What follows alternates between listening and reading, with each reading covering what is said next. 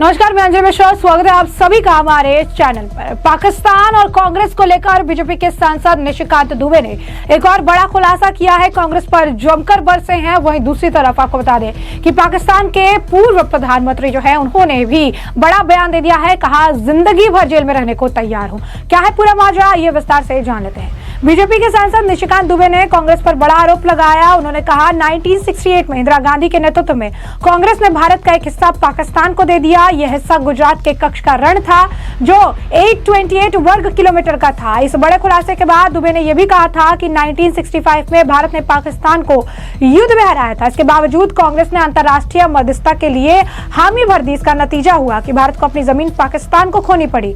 दुबे ने अब एक और आज जो है फ्रेश पोस्ट में एक और बड़ा खुलासा करते हुए इंदिरा गांधी को लेकर कांग्रेस पर निशाना साधा। यहां पर निशिकांत दुबे लिखते नजर आए कि आयरन लेडी इंदिरा गांधी जी अमेरिकी दबाव में 1971 का युद्ध तत्कालीन रक्षा मंत्री जगजीवन राम जी और सेना अध्यक्ष सैम मानेकशॉ के विरोध में बावजूद भारत ने खुद ही रोक दिया। बाबू जगजीवन राम चाहते थे कि कश्मीर का हमारा हिस्सा जो पाकिस्तान ने जबरदस्ती कब्जा कर रखा है उसको लेकर ही युद्ध बंद हो, लेकिन आयरन लेडी का डर और चीन का दहशत ये नहीं कर पाया। भारत के लिए फायदा अपने भूमि तथा करतारपुर गुरुद्वारा लेना था या बांग्लादेश बनाना। पूरी रिपोर्ट पढ़िए और आयरन लेडी की राजनीतिक दृष्टि समझिए। और इस दौरान उन्होंने जो है वो रिपोर्ट साझा की जिसमें यह बताया गया कि कैसे उस वक्त जगजीवन राम जी जो है वो क्या चाह रहे थे, लेकिन इसके बावजूद इंदिरा गांधी ने बांग्लादेश बनाना ज्यादा अहम जो है माना और इसी वजह से पाकिस्तान ऑक्युपाइड कश्मीर जो है उस वक्त जो है हम नहीं ले पाए थे। वहीं दूसरी तरफ निशिकांत दुबे जो है कुवैत पहुंचे हुए हैं। वहां पर भी उन्होंने पाकिस्तान को खुली धमकी दे दी है। उन्होंने कहा कि जब भारत में आतंकवाद होगा तो युद्ध से ही वो जाएगा।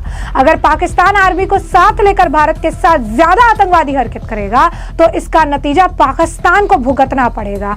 उन्होंने कहा कि पीओके और करतारपुर साहिब कैसे हमारे पास आएगा, ये सारी व्यवस्था भारत सरकार करेगी। कुवैत में भाजपा सांसद निशिकांत दुबे बोले कि भारत और पाकिस्तान ने एक साथ शुरुआत की थी। भारत अब अर्थव्यवस्था में चौथे स्थान पर है, पाकिस्तान 11 गुना पीछे है। वे नफरत पर चलते हैं, हम विकास पर चलते हैं। शिक्षा, स्वास्थ्य और गरीबी हटाना हमारा मानना है। हम बुद्ध का अनुसरण करते हैं, लेकिन अगर वे आतंक चुनते हैं तो हम युद्ध के लिए भी तैयार बैठे हैं। ऑपरेशन सिंदूर के बाद भारत लगातार पाकिस्तान को बेनकाब कर रहा है। सीमा पार से फैलाए जा रहे आतंकवाद पर भारत के पक्ष को वैश्विक स्तर पर रखने के लिए सर्वदलीय प्रतिनिधिमंडल दुनिया भर में दौरा कर रहा है। दुनिया भर के करीब 33 देशों में भारतीय डेलीगेशन पहुंच रहा है। इस दौरान बहरीन, कुवैत में बीजेपी सांसद निशिकांत दुबे जो है वो बरसते नजर आए। उन्होंने अंतर्राष्ट्रीय मुद्रा कोष यानी IMF का मुद्दा भी उठाया और कहा कि पिछले 2-3 दिनों से IMF पाकिस्तान पर जोर दे रहा, वो पैसे को किसी और काम में ना लगाए, इसका इस्तेमाल सिर्फ अपने काम में करें। हमें लगता है IMF आगे आने वाले दिनों में कुछ और भी करेगा। IMF भी पाकिस्तान को पैसा देकर पछता रहा। ये हमारा अनुमान है कि अब पाकिस्तान पर आने वाले दिनों में कोई एक्शन देखने को मिल सकता है, यानी पाकिस्तान के लिए एक बड़ा स्टेप, एक बड़ा झटका तैयारी में। उन्होंने कहा कि हमारा आपसे अनुरोध है कि हम यहाँ इसलिए हैं क्योंकि हम पाकिस्तान के साथ बड़ी समस्या का सामना कर रहे हैं। हमें आपका समर्थन चाहिए। भारत पहले ही कह चुका है कि पाकिस्तान दुनिया भर में भीख लेकर अपने आतंकवादियों को पनाह देता है। इसके साथ ही उन्होंने फलने फूलने में मदद करता है, जबकि पाकिस्तान IMF के पास अपनी जनता की बात लेकर पैसा मांगता है, जिसको वो अपनी जनता पर ना खर्च करके आतंकियों पर खर्च करता है। ऑपरेशन सिंदूर के दौरान सबने देखा कि कैसे पाकिस्तान अपने आतंकियों को रहने और खाने और उन्हें हथियार मुहैया कराता है। यही आतंकी पाक के इशारे पर दूसरे देशों में घटनाओं को अंजाम देते हैं। निशिकांत दुबे ने कहा, ऐसे में IMF को एक बार फिर सोचना चाहिए कि पाकिस्तान को इस तरह पैसे ना दिए जाए जिसका उपयोग आतंकवादियों पर है। क्या कुछ और कहना है उनका, सुनिए। जो चेयरमैन साहब ने, हमारे लीडर ने जो बातें कही वो गवर्नमेंट ऑफ इंडिया का व्यूज है कि हम 1947 से लगातार इससे परेशान हैं। और जो मेंबर ऑफ पार्लियामेंट सूरत के जिन्होंने क्वेश्चन पूछा था वो डेट वाइज मैं बता सकता हूं कि 1950 में we did Nehru Liaquat pact, 1956 we gave some money to Pakistan, 1960 Indus Water Treaty, in 1967 we gave some areas run of Kutch to Pakistan, 75 Simla agreement, then 82 SARC we decided with Pakistan, फिर 91 military का जो इन जानकारी है एक दूसरे के साथ 96 में वी गेव MFN मतलब मोस्ट फेवर्ड नेशन, जिससे कि व्यापार ज्यादा हो पाए, उसका स्टेटस 2008 में सरमल शेख में जो है हमने कहा कि जिस तरह से आप टेरर से परेशान हैं वैसे हम टेरर से परेशान हैं, बलूचिस्तान आपका इंटरनल मामला है।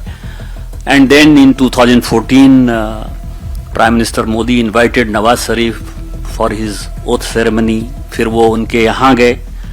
सो हमने अपने तरफ से बहुत ही प्रयास किया। अब जो आप कह रहे हैं OIC का और IMF का, it is very important point.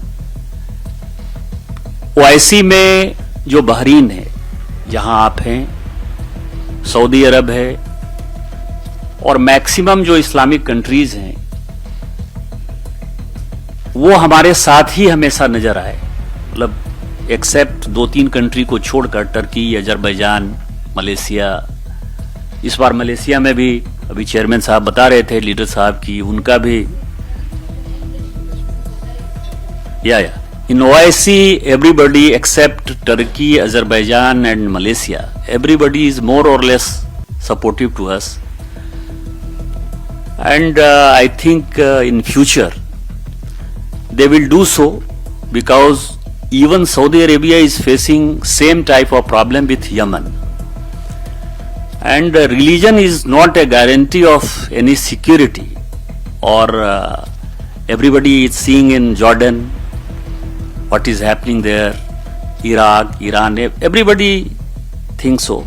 So I feel like what we are doing here and what our people are doing outside India, all OIC country will again support us.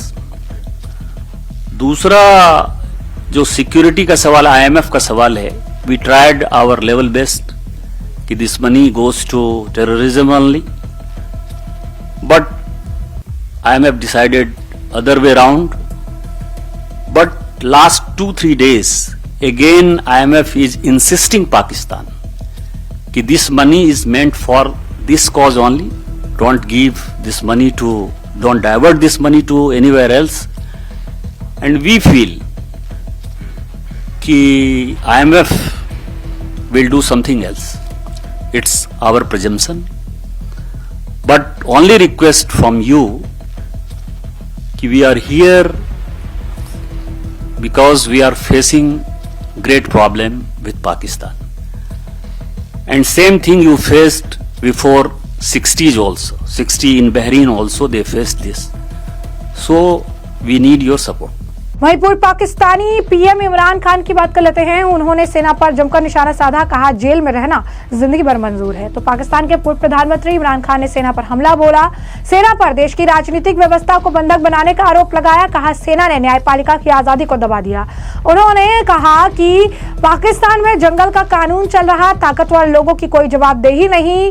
बहन आलिमा खान ने jail में बंद अपने भाई के हवाले से कहा वो कभी किसी के साथ समझौता नहीं करेंगे। इमरान खान ने पाकिस्तानी सेना अमेरिका के साथ समझौता करने वाले किसी भी बयान को झूठा करार दिया। कहा सेना अपने समर्थकों को रोक रही है, उनके आंदोलन को कमजोर करने के लिए इस तरह के झूठे दावों का प्रचार कर रही। खान ने यह भी कहा न्यायपालिका दबाव में है तो जानबूझकर पाकिस्तान तहरीक इंसाफ के मामलों में देरी कर रहा। वे जल्दी एक नया आंदोलन शुरू करने की योजना बना रहे हैं। अदियाला जेल से बाहर आलिमा खान ने अपने भाई के हवाले से घोषणा की वो उन लोगों के सामने आत्मसमर्पण नहीं करेंगी जिन्हें वो जबरन वसूली करने वाले और तानाशाह मानते हैं। उन्होंने कहा खान समझौता करने के लिए बजाय जीवन भर जेल में रहने के लिए तैयार है। साथ ही दोहराया सेना का अमेरिकियों के साथ उनके समझौते की कोई भी खबर झूठ है। उन्होंने कहा इमरान खान जल्द ही देशव्यापी आंदोलन की घोषणा कर सकते हैं। हालांकि उन्होंने पिछली घटनाओं का उदाहरण देते हुए कहा पूर्व प्रधानमंत्री हिंसा के खतरे के कारण अपने लोगों को इस्लामाबाद नहीं बुलाना चाहते हैं। ऐसे में आप समझ सकते हैं कि पाकिस्तान की स्थिति लगातार दयनीय बनी हुई है। एक तरफ भारत पाकिस्तान की पोल इंटरनेशनल लेवल पर खोल रहा है, दूसरी तरफ पाकिस्तान के अंदर आंतरिक कला जो है वो कलेश का कारण बन रही है। तो ऐसे में हमने आपको जो पूरा मामला है विस्तार से बताया। इस मामले पर अब आपकी जो राय कमेंट सेक्शन में कमेंट करके जल्द से जल्द साझा करिएगा। धन्यवाद।